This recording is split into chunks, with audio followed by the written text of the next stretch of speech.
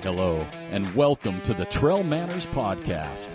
I'm your host, Eric Manning, coming to you from the beautiful trails in Ogden, Utah, but connecting you to wherever trail, ultra, and mountain running takes us. We'll bring trail running to life with amazing athletes, discuss the latest topics, epic journeys, and get you stoked for your next trail adventure. We're sharing the moments that make life special, because even a rough day on the trail beats a good day indoors, and nothing beats time spent with good friends and great stories. Catch us here weekly for your dose of dirt, vert, and good vibes. So now it's time to top off your water, grab some cheese curds, and join us for this week's podcast, where we take you deep into the heart of our sport. It's go time.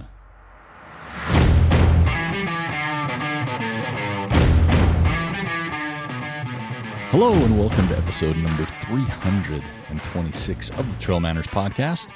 The Trail Manners Podcast is produced for your enjoyment, and show notes are found at trailmanners.com. Come back often, and please feel free to add the podcast to your favorite RSS feed or iTunes. You can also follow us on Twitter, Instagram, and Facebook at Trail Manners. And don't forget to subscribe, review, and rate us on iTunes. Trail Manners would really appreciate any donations via our website at trailmanners.com. And please remember to share us with your friends. All links are in the show notes. Now let's get after it. All right, welcome back to another edition of the Trail Manners Podcast. We're at episode 326. Launch date is 12/19/23. We're almost to that merry holiday. If you've been listening to our previous episodes, we've just wrapped up our Christmas gift guide. We had 4 episodes covering gear. It was ridiculous. There's so much stuff out there. So I hope you enjoyed those and the contests that we were doing with that. And winners have been announced for most of the prizes. And so our next episode will be the last one of 2023. That'll be next week. I think we'll go ahead and just launch it the day after Christmas. What the heck? Keep it on point for Tuesday episodes. And that'll be the wrapping up 2023, but we got a great slate for 2024, so I hope you're sticking around and sharing us with your friends over the holidays. If you're new to the show, you got plenty of time over Christmas break to catch up. Only got 320 episodes to listen to. No problem. All right, so we're going to start with Beer of the Week. Beer of the Week may have been on the show before, to be honest with you, but it's been a long time. The reason this is the Beer of the Week is our guest brought it in. How cool is that? So this week's Beer of the Week is from Melvins Brewing Company. It is the DIPA, the double IPA. We got Mr. 2x4. This has always been a very consistent standby. It's been if you have it in your fridge, you know you're going to drink it. It's one of those. It doesn't go to waste. It's a big daddy. It's 9.9%, so I'm glad he only brought me one, or we could be a little risque on the show. But it's a good drinking beer. It's not, it's got full flavor for sure. You can taste the ABV point, but it's a DIPA, so you can't go wrong. So today, first time on the show, we've got a great guest, very, very talented runner in his own right. We're bringing on Mr. Seth Waddoups. Seth, how you doing? I'm doing great. Thanks for having me. It's good to be here. You've got a buttery smooth voice as well. So this is... I was a little nervous because I went to a concert last night, and I wasn't really thinking about, I'm going to go scream with a bunch of other people all night long. And I woke up this morning, I was like, man, I'm sexy, right now. This is deep. This is raspy. My voice doesn't always sound like this. Like if you compare this episode to when I was on Rogan, it'll sound a little different. So Joe Rogan? Yeah. Brother. You may have heard of it. His brother? Oh, you're on Joe's? Yeah, okay. Yeah. I hit the podcast circuit a lot. Do you? Yeah. You're a veteran of the podcast circuit. What concert did you go to? We went to a band called Hot Mulligan. Heart Attack Man opened up for them. They're like a punk band. I got a 14-year-old daughter that's actually really into them as well. And so I saw that come across. She's always wanted to go to a show, and I said, let's do it. So we went. It was a ton of fun.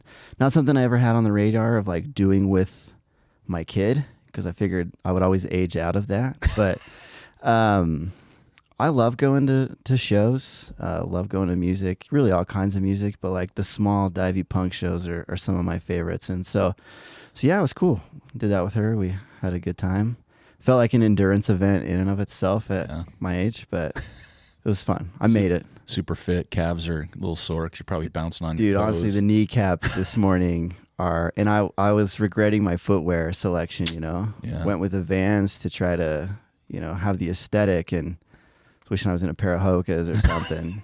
Something with some stack. Yeah, something with some cushion, because I'll do that a little differently, I guess, next time. But Learning lessons, like a race, right? Yeah. You learn every time. yeah, I have like the longer shows, like the festivals, I'll wear those shoes. But I was like, oh, it's just 3-4 hours, but that's too much. I can't do that. Well, it depends on also what surface you're on, right? Whether you're going to be on grass outside or concrete. Yeah, this was concrete inside. So, Yeah. Where was it? Saltaire? Where was it? The depot. Okay, Down yeah. by the gateway. All right. So yeah, it was a good time. So yeah, but I'm hoping the voice holds up today. So it's good to hear that you think it sounds all right. It does. It does. Yeah. I've heard some good voices on this podcast, and you rank right up It's there. coming through the headphones nicely. Yeah, it's smooth. Ooh. Butter. All right.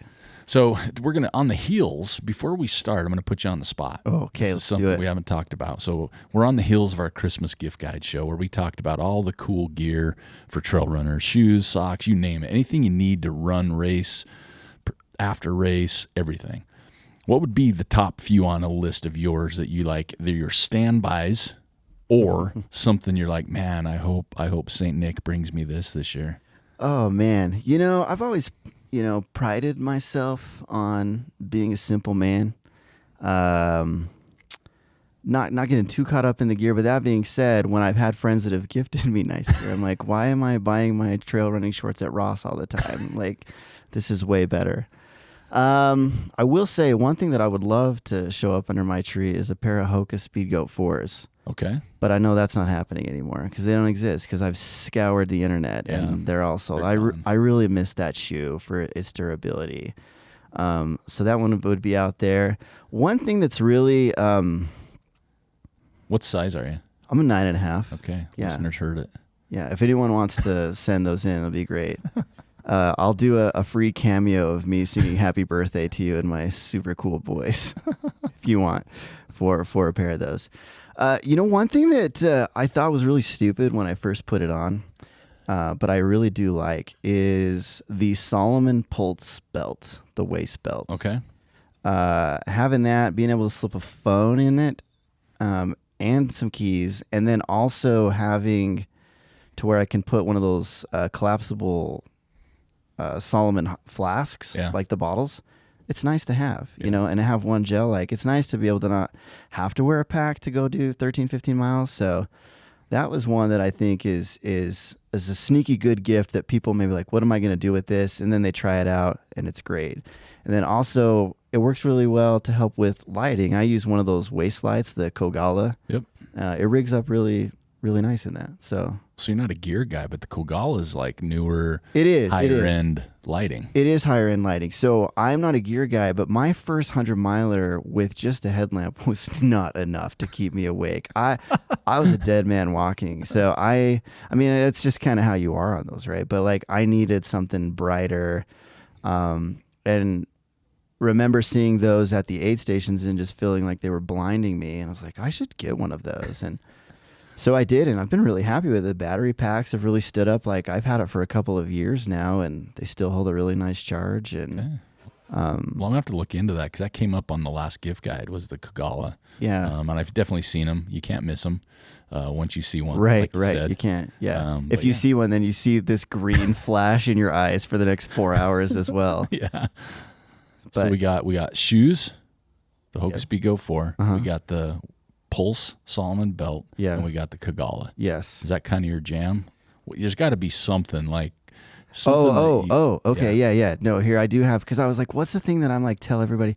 I'm a Dry Max sock guy. Okay. That's my thing. Yeah. If you ever get blisters and you're like, I'm sick of blisters, and you haven't tried Dry Max, try Dry Max. Maybe it won't be for you, but the Carl Meltzer, I don't know if you've ever heard of him or not. He's. Yeah, I think so. He may have come up on this saw him in the podcast a news couple once. of times. Yeah. But he gave me a pair at the end of SpeedGoat. That makes it sound like it was a personal gift. It was also a finisher gift at the end of SpeedGoat. But I tell people they were given to me. And that's how I started, because I don't like to buy stuff, And so, but I tried those, like, oh, this actually is great. And so that's all I've ran in ever since is is Drymex. Do you like the cruise sock? Or I do do you like that little cuff one? I like the cruise sock. Okay. Yeah, I do like the cruise sock, especially going through, loose terrain and stuff like that. I don't know. I like that a little bit better. And I sometimes kick my leg like when I run. Inside of your Yeah, ankle bones? Yeah. So that works out good for me. And it also doubles up. I like to like ski tour, like do backcountry skiing. And I found that's a really good sock for that. And so having it be a cruise sock is nice as well. So Nice.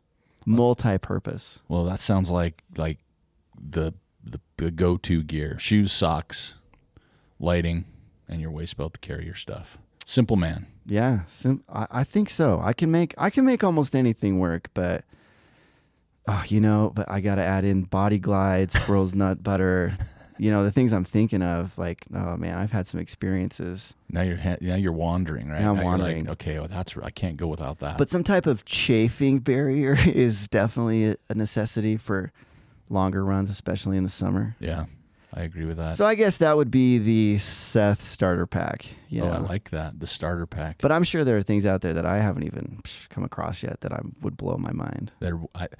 Just listening so far, I think there would be. Yeah. Yeah, and we can talk later. And when I show up to the trails, people are like, "Oh, you're running that? Ugh. What is that? What is that? Is that new?" Yeah. But I mean, you got the standards. You got the standby. Okay, so let me ask you this then. So SpeedGoat 4s, you can't find them. What you running in? Oh, I have dated several shoes. Nothing's really lasted that long. Things have come close for me, but I picked up a pair of Merrell, the Agility Peak. Is that the new one? 5s, I want to say. The new one? I've really liked that shoe, honestly. It's not quite as soft as a SpeedGoat that I would like, but it's got the Vibram sole. It's got a really good supportive upper. It's, like the SpeedGoat 4 that I liked it, and it seems pretty durable. I actually really liked the Nike Zagama. Yeah. I got a pair on clearance, and I really liked the way that it felt until I stepped on a wet rock. Oh, really? You don't realize how much you've relied on a Vibram sole. I don't even know if I'm saying that right. Vibram? You can say however you want on the Can show. I? Yeah, Okay. absolutely. Right now, someone's in their car like, it's Vibram, you dummy. Like, why is this guy even on a running podcast? But no, I just get used to that. And so I was going up Taylor Canyon in the spring last year, and it was super wet. And I had these shoes on. I'm just bebopping around. I just stepped out on some rocks and just did the splits and thought I had pulled my groin into an unrecoverable position, but came back. And so I don't use that. That's one thing that shoe lacks. Yeah. If they could put a Vibram sole on that shoe, that would probably... It's Vibram. Yeah. Is it Vibram? No, I'm just kidding. Oh. With you. I'd like to know. I think you could probably go multiple ways on Yeah. that one. Depends on where you're from. Yeah. Okay, that makes what part sense. of the My accent says Vibram. does it? Yeah. Even though it's probably Vibram, like vibration, but... I'm gonna just say I've said it multiple ways before, and everybody always knows what I'm talking about. Oh, so I'm good nice. with it. Yeah, I say things wrong all the time. I did try a pair of Dynafit 100s because it's super sexy. And as a skier, I was like, I want that shoe to work for me. I put it on, and I was like, this is so narrow. This was super stiff too. A little, but and I didn't really love the tread on it either. It just looked so cool that I just really wanted it to work. That was like the hot girl you date, and you're like, I really want this to work out, even though she's terrible, And I got plantar fasciitis from running in those, and I had to take like 6 weeks off. So but I've had other friends that love them. The shoe thing is always, you get a lot of opinions, right? That's just mine. Everybody likes something different. SpeedGoat 5s out of the box, most comfortable pair of shoe I've ever put on out of the box. Yeah. But after like 100 miles, it just felt flat to me. And, I wrote a DM'd Hoka and said, hey, just so you know, your shoes are flat. And they were great. They were like, we'll send you a new pair. And they did. But it's like, I just missed that durability. So I may just end back up in a pair of SpeedGoat 5s. I don't know. Well, the new ones are coming out in the first of the year, and I've seen those, and they actually look a lot different too. I don't know like all the pieces have upgraded, but I do know they got a lot of feedback on that, especially the tread, because the tread wears a little quicker than most as well. So hopefully they've change that because the Okay. 5 is the first one that fit my foot. I bought a pair, but I didn't like them after a while. Oh, okay. Yeah. I was super bummed. And then so when the first time I bought a pair of 5s and put them on, and then like after 100 miles, I hated them. I went and bought 3 more pairs of 4s, and I have my last pair that I'm on right now. So That sounds like me with the Pearl Izumis. ooh, yes. I still have a few pair of those. Yeah. Anytime I hear that brand, I do think of you. Oh, nice. Yeah. I'll take that as a compliment. It is a compliment. Yeah. Yeah. No, Heidi, my wife, she's got some bike stuff lying around, that's Pearl Izumi. Yeah. I was like, that's Eric's brand. That's Eric's brand. Pearl Izumi. I was a Pearl through and through guy. Yeah. You ever have people go like the Wayne's World where he wants the guitar and Garth's like, live in the now.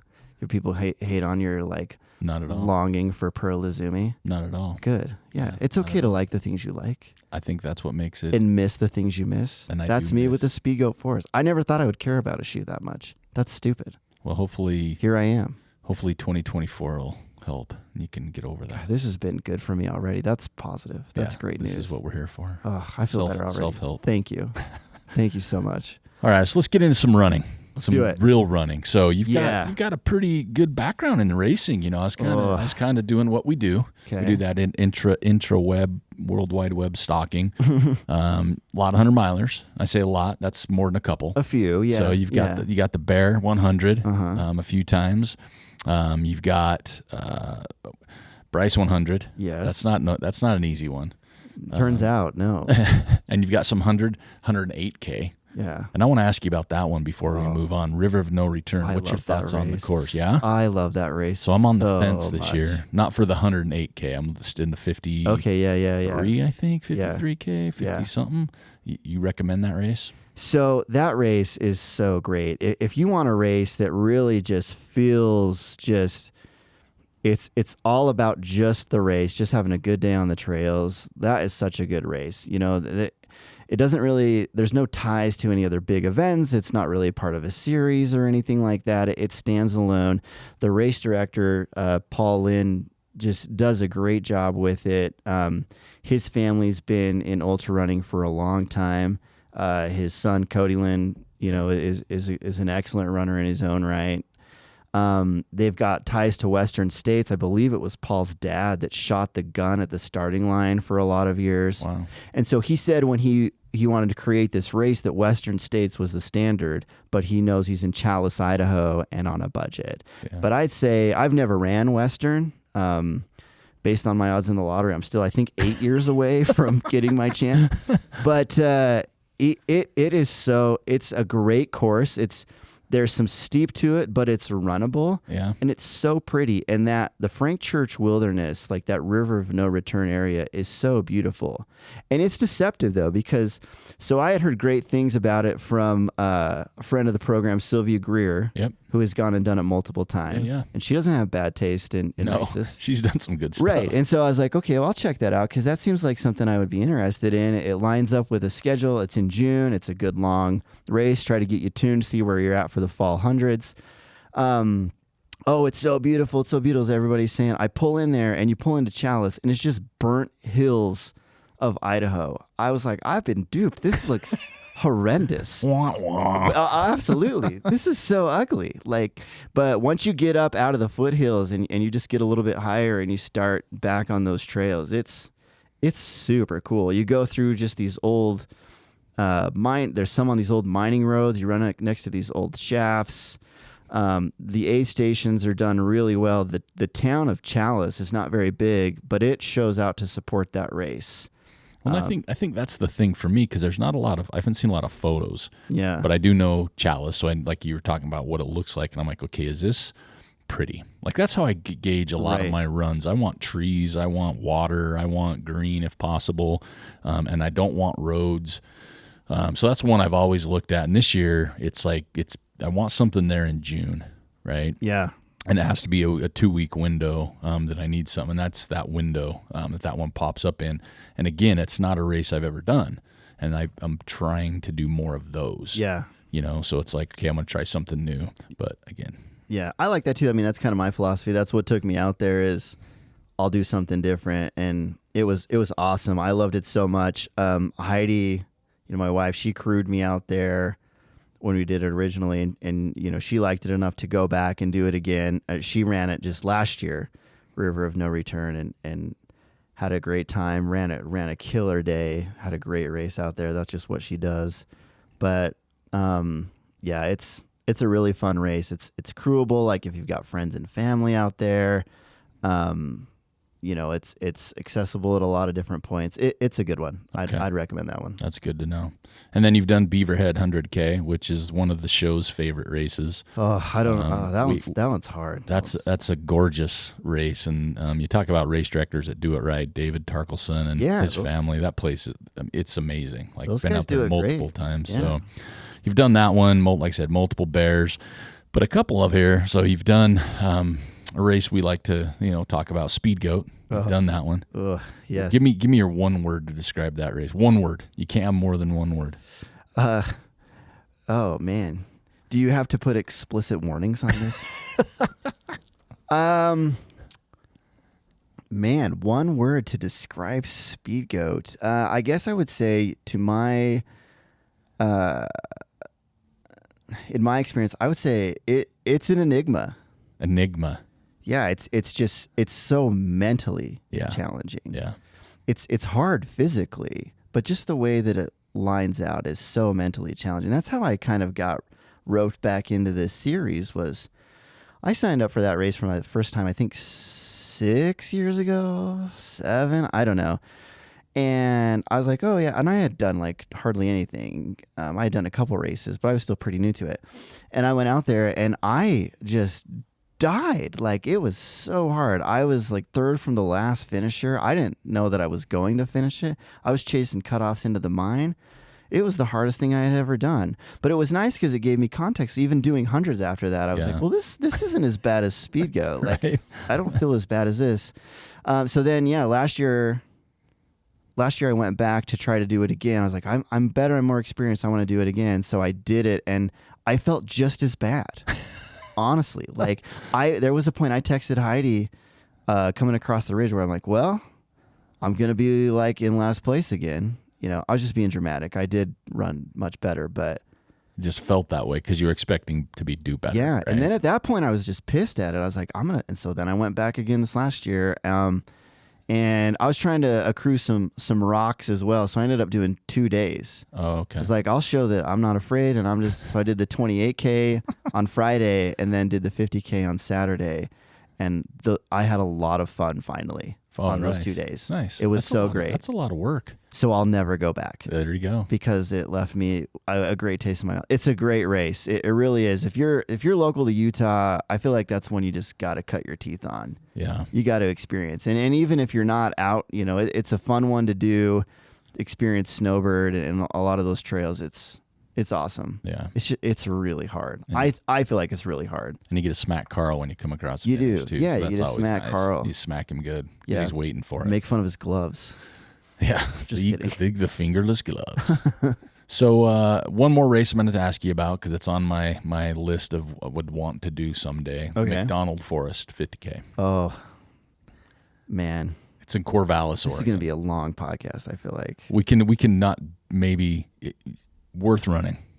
Oh, 100%. Yeah. That good, Like if you're listening to this and I've listed all those others, go do that one. That one. And if you can choose and you can go do a destination one and it's, I don't think I've ever had where I've like turned a corner at a race and literally stopped. I've had moments where I've turned a corner and thought, wow, this is so pretty. This is just beautiful. But there was one section, I think it's called, the Oregonians are going to listen to this and be like, you're going to get this wrong and I'm never listening to this podcast again. Fairy land, I don't know. It's amazing. Like you just, all of a sudden you dip into this where there's just trees and just moss everywhere. And it's unlike anything I've ever ran in. It's so beautiful. And then the rest of it is just so thick. You feel like you're running through like Endor from Star Wars, just super thick forest. See, that's the kind of races cool. I want. That's why I'm looking into that. And the race director is the sweetest lady on the planet, Ann Miller. It's Andrew Miller's mom. And the year we showed up to run it, they forgot to print her phone number on the back because she was like, I want everyone to have my phone number in case they get in trouble, and they can call me, and we can get them some help. So she wrote her phone number by hand with her name on the back of all 350 bibs. Wow. So she's sweet. But yeah, I mean, they fill that 50K up. It's super popular. The runners show up, but it's great. It's a great event. Okay. Well, dang it. Now I'm struggling with my race schedule for next year. If anything, it is usually on Mother's Day weekend or around this year that. It's May 4th in 2024. Oh, okay. So if that makes it tough, but we'll go back to that one for sure. Like, we had such a great time there. That's an awesome, awesome race. Okay. Well, kind of the race we want to talk about too is the Kodiak 100. Now, I'm going to preface all of this because obviously being in the trail running world, it's hard to miss, but there's all kinds of controversy with UTMB, which I understand. Yes. So we're not going to tackle that. Okay. We're not going to get into that today. Okay. That's for later because it's not always been a UTMB race. Right. As well. Right. So it's kind of another one of those, like Carl's SpeedGoat for another example, right? But I just want to know more about the race because it is in Big Bear Lake. And everything I've heard about the course has been top notch. Like it's a great course. But I kind of want to get you had a good day out there. Yeah. Right? Yeah, I had a pretty good day out there. It had been a couple years since I had towed a line at 100 miler. I got sick. I had signed up for I Am Tough and got sick and had to bail. And then last year and then this year I was getting ready for Oregon Cascades 100 and I got Giardia, which was super fun. And was suffering through that right before, so I had to bail there. So I just honestly I found the race because I was just trying to find something that would work with the schedule at the end of the race, because it's like 100 miler, you were ready anymore. You can't get into a fall 100, you just can't. They fill up so fast, and that one had spots, and I was like, I need something. I want to keep tickets rolling for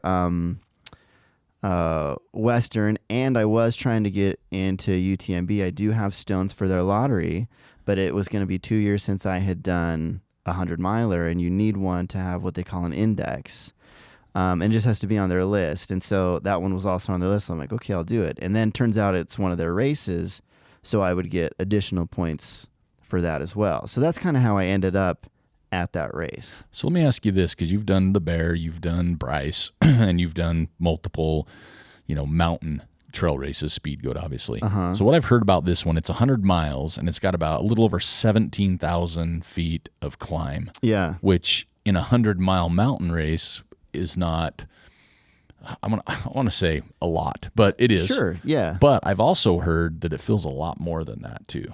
Did that feel for you too? Yeah, it's in one spot it does. I guess the way that it runs. So it's really quite runnable and enjoyable for the first, I'd even say the first 60-ish miles. I'm a little fuzzy on the exact points now, but there are some climbs, but it flows pretty well. And then you get to this spot where you have to do an out and back where you go up Sugarloaf Peak. That's like 3,300 feet of climb. Yeah, right? You get it all kind of just in that one chunk right there. And that goes on for a while, and it's late in the race, and it's dark, and it's very technical. Is it? Yeah. It's like running in the Wasatch. And so your day makes it seem very technical because those trails out there are very buttery. Like everything I had ran on all day was just smooth, buffed out dirt. And then all of a sudden you're back to running rocks. It feels kind of more like home, here on some of the routes in the Wasatch. So it was okay, but it was the most technical part of the day for sure. And so you're climbing and it just goes on forever. This was the first race that I also wanted to try to run one without a pacer. Okay. And so I was going through this. I don't usually run with music, but I thought it would be a good idea to keep me awake. And so I did run with music. And I just remember really just being so glad that I had that, because it was just going on forever. And I was just, okay, I'm just trying to get lost in the tunes in the moment here. I did get there eventually, but to the top, and then you just turn around and run back down.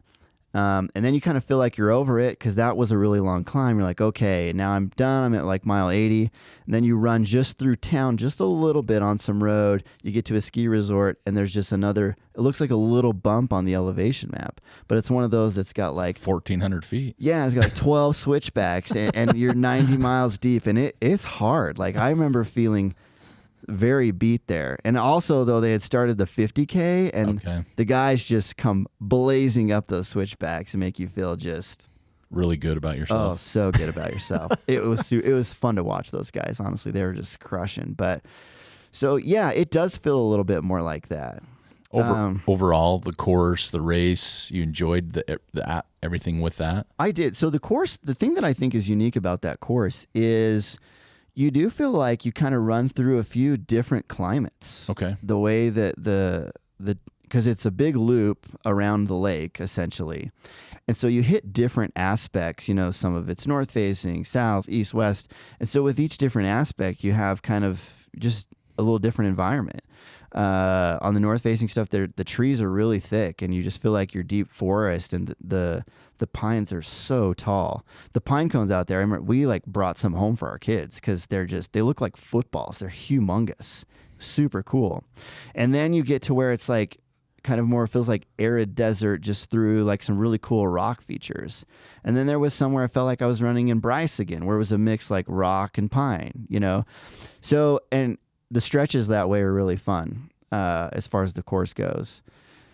So I did enjoy the course. The aid stations were amazing. Like the people staffing those, it was so fun. Like the crew out there, I had low expectations for this, I guess, just because it's like, I don't know, it's like, okay, it's a UTMB race. Like it's going to be, maybe it's a little more, corporatized or something like that. And that was an unfair assumption of me that California running community there, like every volunteer there, it felt like it was just some local race. Like nice. It still definitely very much has the attitude of, it was their 10th year this year, I believe. Okay. And it's, once you leave the starting line and you don't see those banners anymore, you at least for me, I forgot that was even part of it, The vibe was great. The food was awesome. I've never been offered more bacon quesadillas at a race ever. They had it all the time. It was got your money's worth. I did. Yeah, I really felt like I did. Honestly, it was great. The volunteers were amazing. It felt like the Bear is a race here in Utah that's so it's special. Mm-hmm. It was my first one and I've gone out there with so many friends and had great experiences. It's such a community thing. It had just such a great feeling about it. It felt like kind of the Bear to me. Okay. Not just because it has a bear-themed name. Yeah. But that was the vibe. Kodiak Bear. Yeah, I get it. Kodiak's a weird name for a race in California, though. It threw me off the very first time I saw it. I was like, oh, cool. You're going to Alaska? Oh. It's like, wait, California? I know, yeah. Klondike? I know, exactly. So with that race, you mentioned you didn't use a pacer, and this has been a topic years ago on the show. Joel and I talk about no pacers and then no pace, no crew. Mm-hmm. You mentioned you had Heidi there, your wife, crewing for you. Uh-huh. Was that your first experience with 100 with no pacer? That was my first experience at 100 with no pacer. Would you do it again? Yeah, I would. Yeah. I would. I don't know that I could sit here and tell you one way is better than the other. Yeah. Honestly, I think there's a great pros and cons list to both. I'm glad I did it the way that I did. One thing that I was nervous about it because it's not unique to me, obviously, but I struggle through the night. Yeah. My pacers have had to just keep me between the navigational beacons between 2 and 6 a.m. I'd lose my mind during those hours, no matter what I've done in the past, it feels like. And so I was nervous to not have anybody out there with those, but it came together. You drink enough Red Bull and enough Martin caffeine gels and have a great playlist, you can get through it.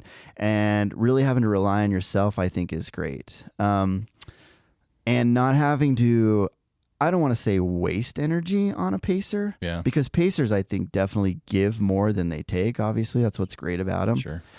But when I'm with a pacer, like I don't know, like, and this is kind of my personality. Like, I want someone who's with me to also be having a good time. Sure. Even though that's not their objective at all. They're there to help me, and that's because you've paced before, so yeah, you know exactly. I know what that's like, and I'm not expecting anything from the runner. I'm just there to help them. But it's hard for me to abandon that, and so I think I do give a little more energy to my pacers just to make sure they're still, oh, are you having fun, or try to make a joke here and there, even though I'm so tired and just. So that was kind of nice to not have that, but. Yeah, I don't know that I could tell you one is better than the other because I love having a pacer to just check out and just be there with your buddy and just keep marching along, So, but I would do it again. I don't think, I guess what I would say is I'm less worried about getting pacers lined up in the future. If I don't get a pacer, you'll be like, fine. I'm good. I'm good. I wouldn't worry about it. Yeah, I feel the same way a lot with pacers, except not the energy part. Sometimes I get anxious. You know what? Like the same thing, man. I bet they wish they wouldn't have signed up for this. Right? Yeah, I bet they love like ruining their weekend. Like, hey, do you want to come start at 11? Well, I'll tell you, I'm going to be there at 11 p.m. But you're going to wait 3 hours. I'm not going to show up till 2. But you got to be there early in case I'm having a good day. Be there early. There's no cell phone service. It's 28 degrees. Yeah. And just sit there until I get there, and then we're going to go walk for 6 hours. So. And I think the fun part about that, if someone asked me today to do that, I'd be like, yep.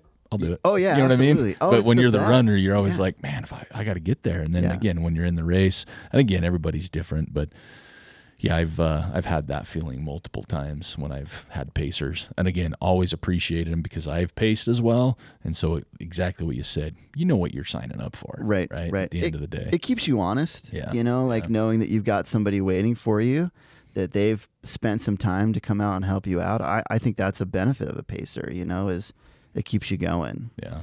But yeah.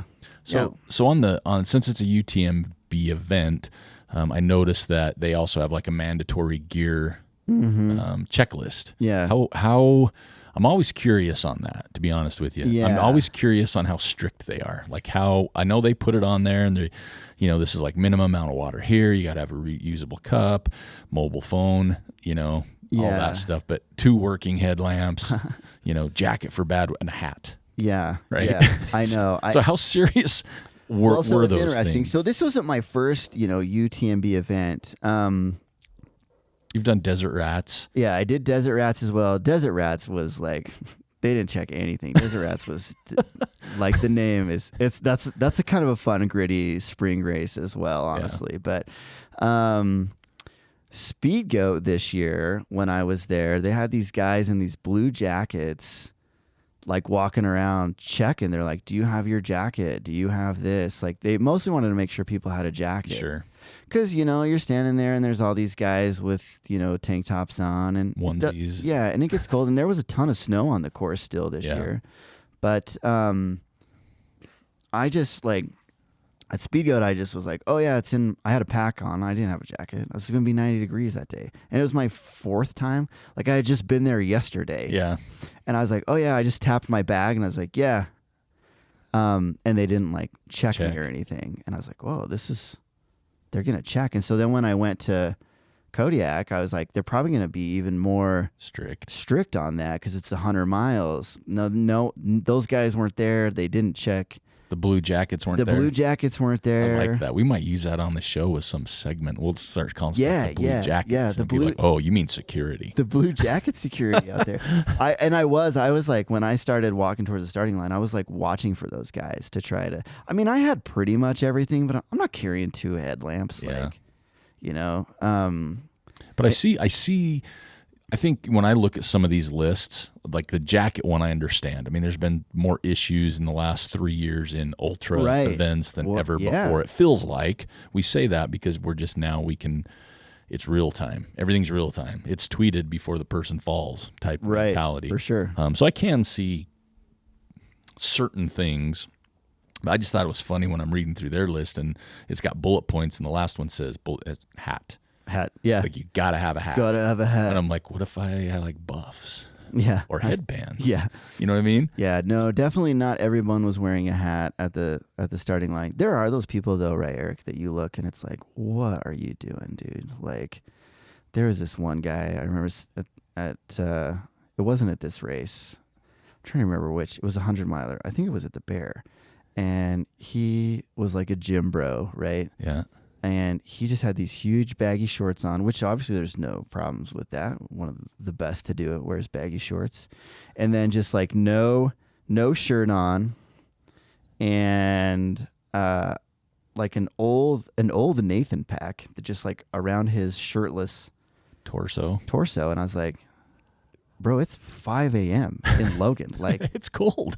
What do you think we're doing out here? Like, you got a long way to go. And like, I was thinking about him the whole race. But it's like, I think race directors see guys like that show up that I just think sometimes don't know what they're getting into. Yeah. And I don't know, maybe that guy was like, he probably beat me for all I know. But you just never know. And so, yeah, I can see them wanting to at least have something on paper that they could point to if something went down, or hey, we told you to do this, or asked you to do this. Especially if they know you got UTMB money. Yeah, right. And then they can like sue you. And then it's also like, you don't have a jacket, you got to go over to our booth and buy one. Right. There's one over there. It's $300. Exactly. Yeah. But you need it to start. Yeah. We won't let you out of here if you can't. Yeah. Yeah. And we're out of our normal reusable cups, but we got these other ones over here. They're $45. Right. And you gotta bring it back. Right. Yeah.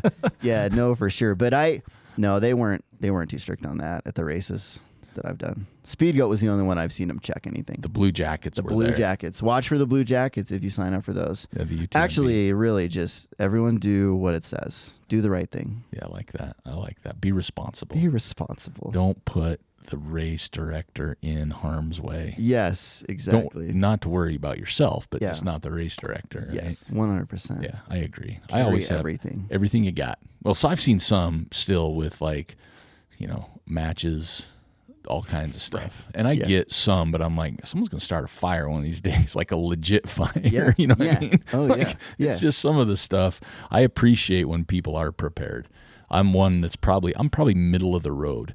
Like, I don't go over the top, but I probably have stuff that I probably won't need or use, and a lot of it too depends on where I'm at, time of year. Yeah. That type of thing. Like, like the space blanket mentalities sure. and everything else. So I think it's important. But yeah, I was curious about that because I see a lot more races going to that. And the checking for things is the one when you've got 300, 400 people, right? How do you check everybody for, you got two headlamps. I think if anything, just look like you know what you're doing. Yeah. And you might not get checked. Yeah.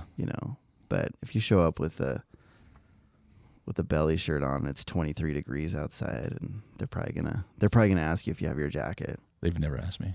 They haven't? Even with your belly shirt? No. Yeah. So Kodiak 100, like the race. Would you do it again? I would. Yeah. I mean, I'm saying that like I would, because I enjoyed it. Yeah. I don't know that I would practically. Because there's others. Yeah, because there's others, and it's kind of far away. And there's others that I'd like to do, but and I feel like I just really just have time to do one of those a year. They just take a lot of time balancing family and work and stuff. And man, it's almost like you jumped into my brain a little bit. Oh yeah, because that was my next question for you, because you do have kids. I could see it in your eyes. Is that why you're staring deep into those? But yeah, you do work. Mm-hmm. You're a professional. You have kids at home. Your wife's active, so she gets out. Yeah. Is that hard sometimes? I mean, how does that work at the Waddoups household when it comes time to start looking at races? I think it could be hard. So it's not hard in the sense that it's like frustrating. Yeah. But it's something that definitely takes some planning and some consideration. I think it would be harder if I was a really serious runner, like about it. Like if it was like, oh man, if I don't hit these times and do this, like I'm going to be, but I'm more just like, I enjoy the experience, and it's something, I do have the fitness goals there as well, and I want to do well. But at the end of the day, I realize kind of what my situation is, what my abilities are. And so others may have more pressure on themselves, and that may be tougher. But with the kids, so like Heidi and I, it was like 3 years ago, I think we realized we were doing too much. We were racing kind of too much. Okay. And our kids were great sports because they see it as camping trips, you know, because we usually would take them with us. And now we've kind of just like, we don't ever run the same 100-miler together, even though we do like running races together. Especially Heidi's pretty competitive, so she loves any opportunity she can get to try to beat me, and she does it fairly often. But we've never run 100 together just because, you know, we'll help each other out or be managing the kids. And then with her, you know, we have had to kind of get into a schedule and a groove and know when we can get out, and just also not be upset if we have a week where it just doesn't go our way. Yeah. You know, you have plans what you want to get out and train and do, but it's okay if it doesn't pan out. Yeah. You just start again on Monday and see where you get. And that's worked out for us. It's a little bit easier now that our kids are a little older. They're a little more independent. Yeah. And they're very supportive. Our oldest has started to run with us. That's awesome. As well a little bit. So that's been really fun. But yeah, we make it work, but it's definitely, I would say probably like the third or fourth priority in my life, even though it is very important to me. Yeah. So that makes sense.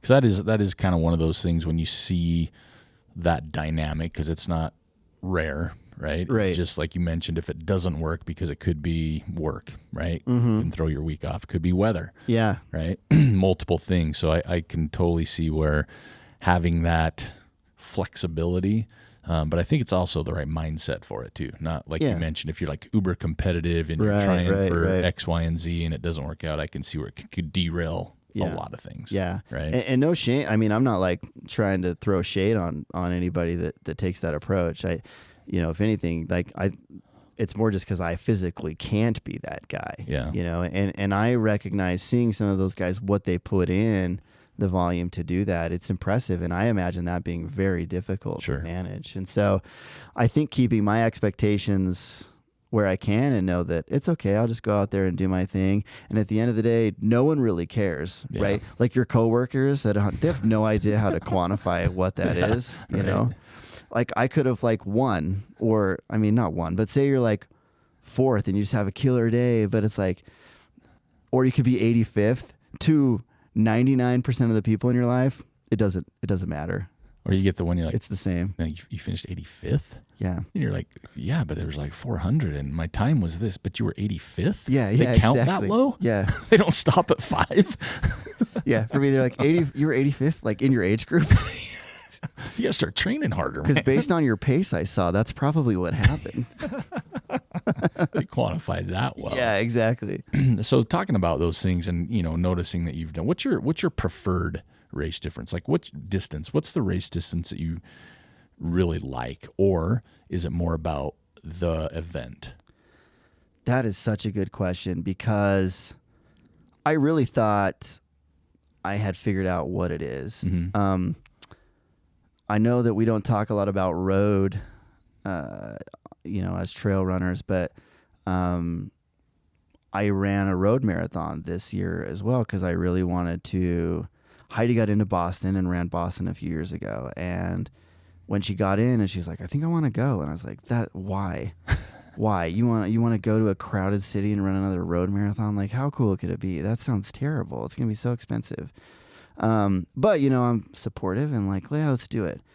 It was amazing. It was so cool. It was such a cool experience. And I was like, I want to get here, but I hate running on the roads. Yeah.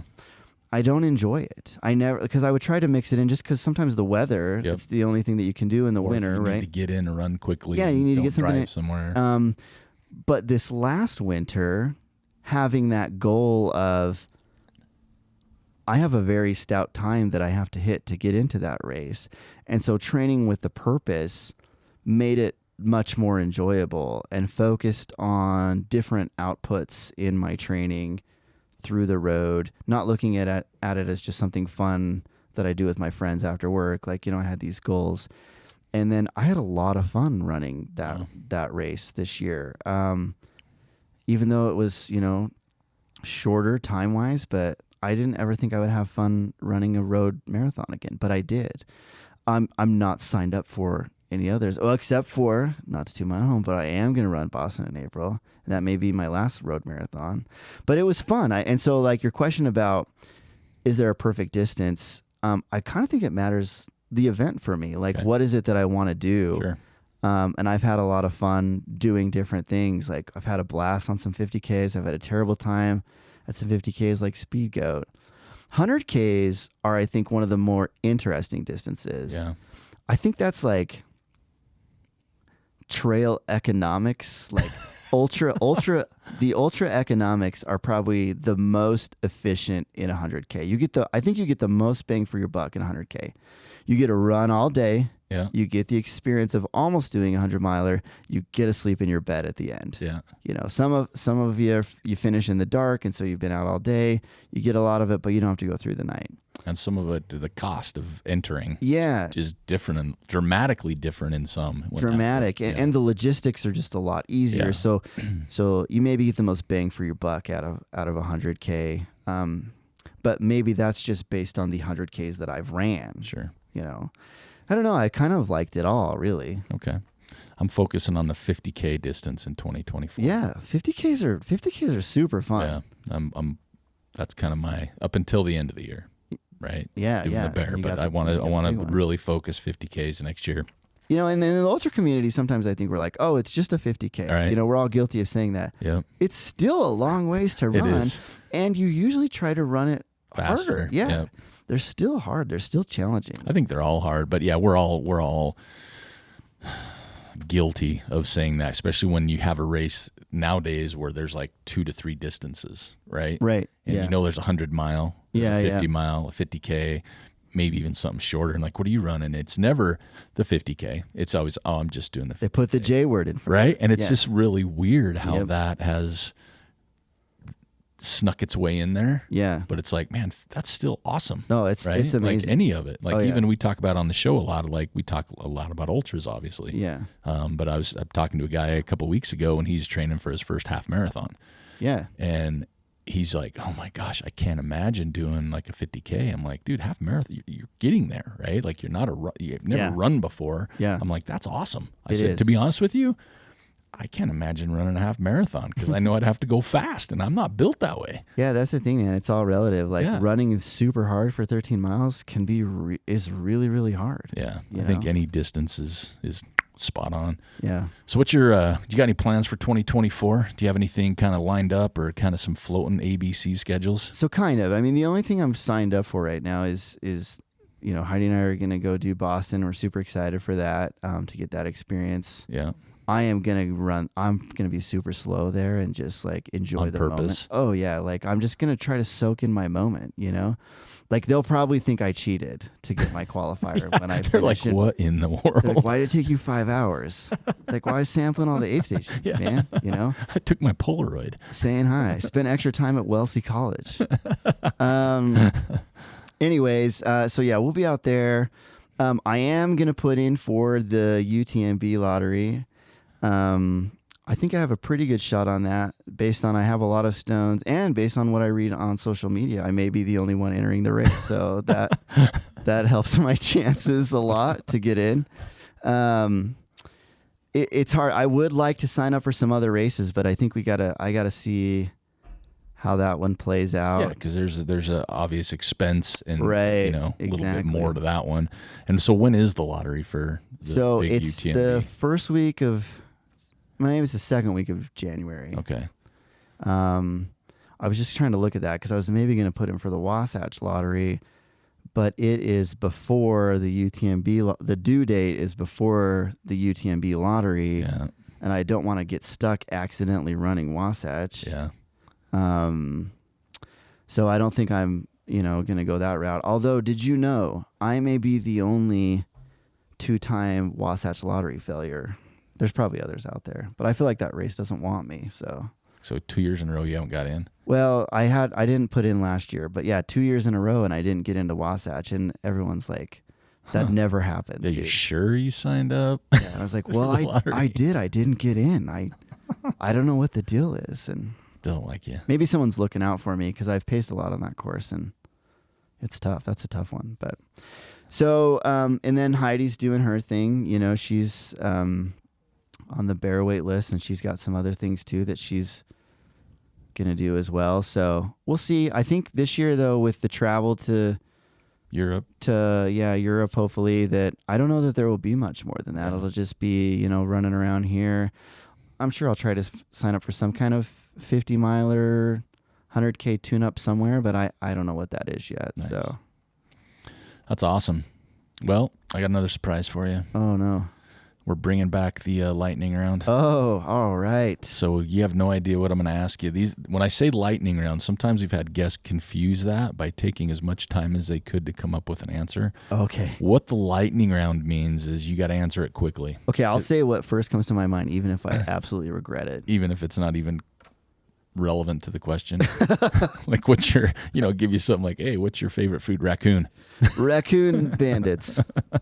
So here we go. I got some questions for you. Okay. We're going to sign this way. I'm going to start off easing yourself into it a little bit.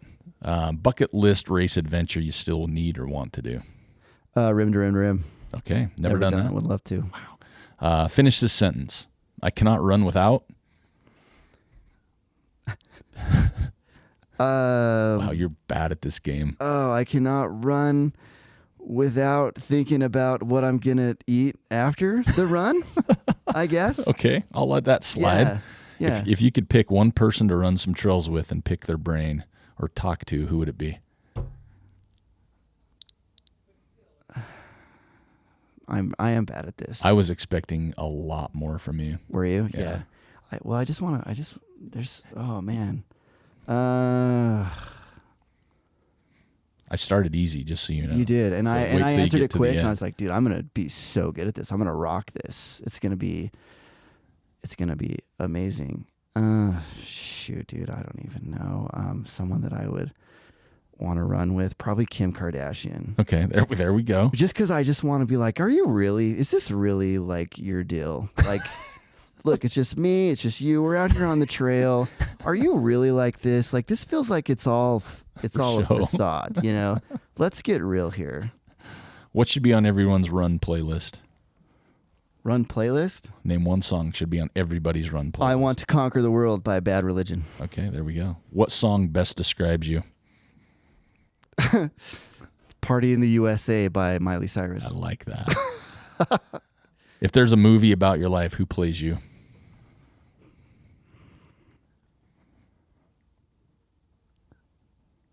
Man. Who are some actors? I'm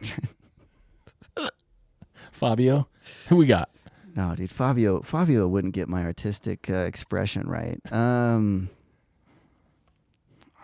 Ryan Gosling. Oh, okay. We have similar abdominal muscles. Oh, do you? Yeah, so Work out the same. that's important. Same trainer. That's one thing that I would want to be historically accurate in the depiction of me. So It's the abs. yeah, so that's who I would pick.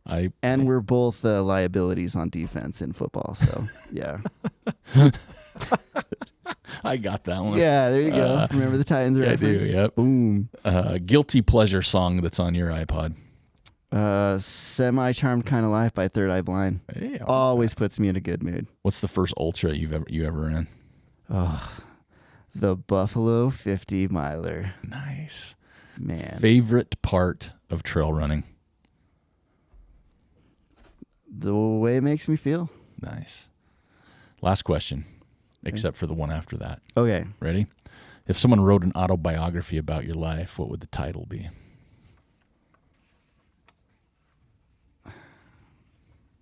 Have fun.